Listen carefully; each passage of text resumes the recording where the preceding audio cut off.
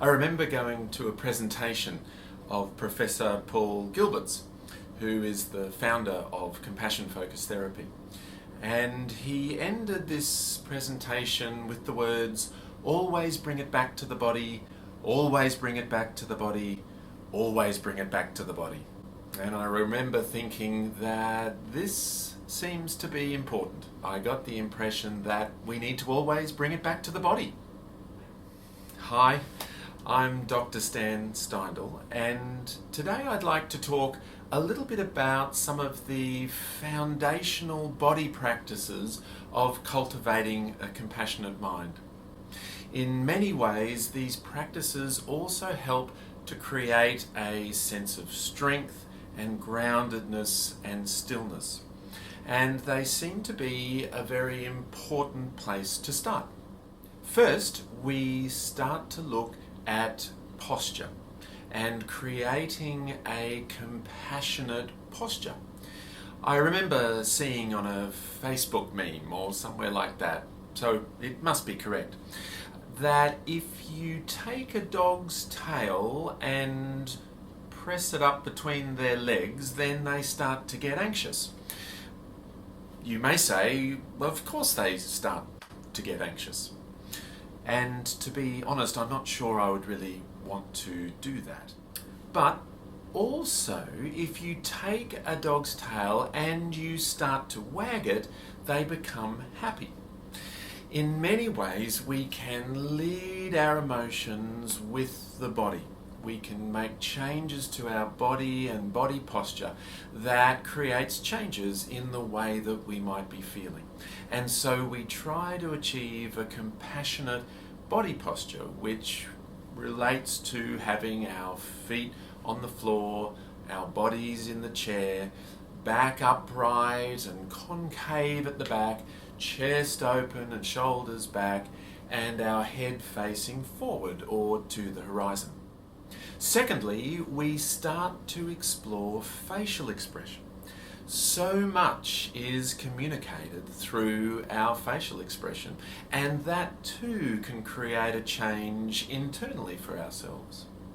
In fact, in some ways, each different emotion comes along with certain facial expressions and body postures.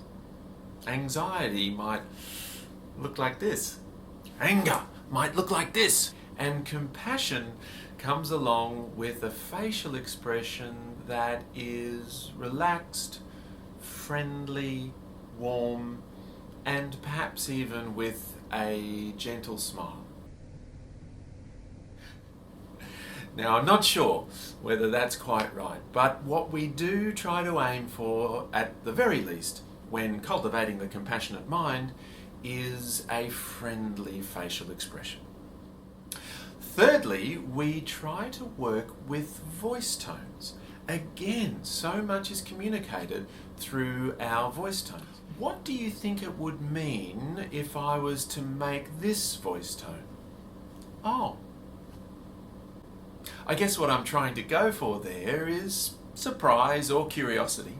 I'm not sure what you might have heard in that. What if I was to go like this? Oh. Now it's a little different. It's got a little bit of judgment, perhaps, in the voice tone. And what if I was to go like this? Oh. Now it sounds very judgmental, perhaps even critical or dubious of that other person. So we try to create a voice tone which has warmth and friendliness. And not only in our communication with others, but also our inner voice tone, the way that we start to speak to ourselves, trying to find that warm friendliness in the voice tone in our inner self-talk. And finally, we use breathing. We try to find a soothing rhythm to our breath. This involves, in particular, creating a smooth and consistent and slow out-breath. The out-breath is associated with parasympathetic nervous system activation. And as you know, the sympathetic nervous system is like the accelerator, and the parasympathetic nervous system is like the brake. So by activating the parasympathetic nervous system with the breath, we're able to down-regulate other aspects of our body and our emotional states. In particular, the parasympathetic nervous system can help us to down-regulate the threat system. So to begin, we often slow the breath in for a count of 3, out for a count of 3. And we persist with that for a few moments, and then we slow the breath again. Now in for a count of 4 and out for a count of 4. And then after a few more moments, we might slow the breath again. In for a count of 5 and out for a count of 5. This gentle, gradual slowing of the breath so that we activate that soothing system through the parasympathetic nervous system. So there we have those 4 elements of the body-based practices in helping us to cultivate the compassionate mind.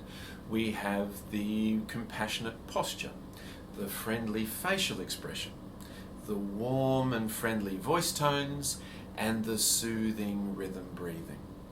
Now I'd like to show you what I mean, and to do that I would also like to change locations. So how about we change locations now?